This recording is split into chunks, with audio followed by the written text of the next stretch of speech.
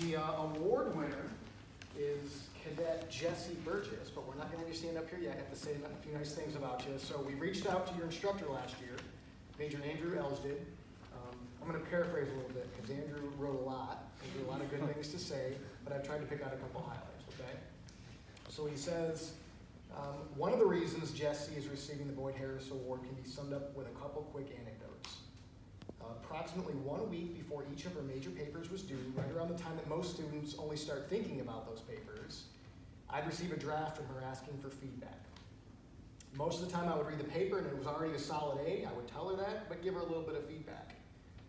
And I think much as Colonel Banner just said, she wasn't satisfied with resting on her laurels. She was always looking for how she could improve. And so she would put in a little bit more time, a little bit more effort, and she would take that paper to an A+. And Andrew goes on to say, I don't think she was doing it because of the grade. She was doing it because she could not settle for anything than her best. So she's always putting forth the absolute best effort, and certainly indicative of her performance in the class.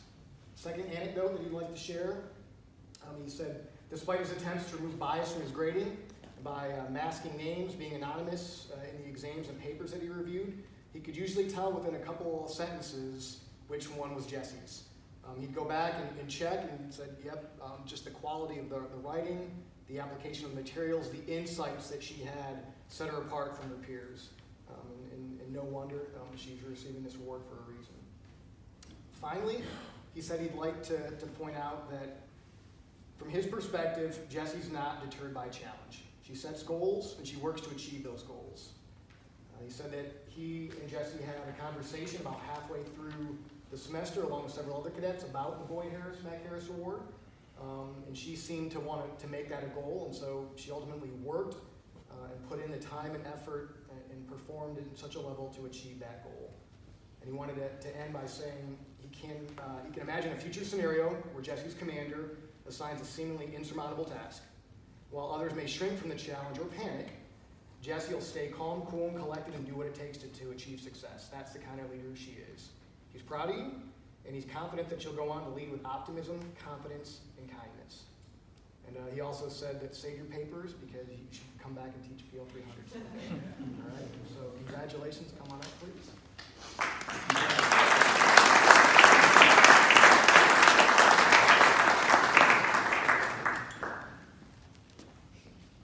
So we're going to get a photo here, but I think we've got your mom here. If you'd like to come up, Bobby.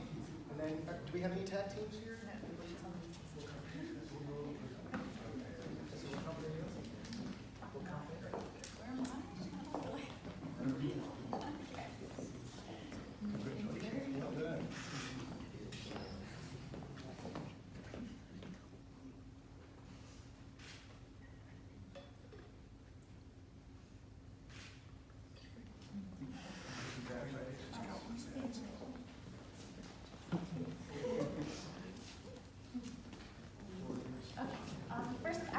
My instructor who's not here, Major Elsdid, but he really inspired within me interest in this material, and he did it in a creative way. I think if you search hard enough on YouTube, you'll be able to find a bunch of videos of him and his son Miles, and him testing out some leadership theories on him.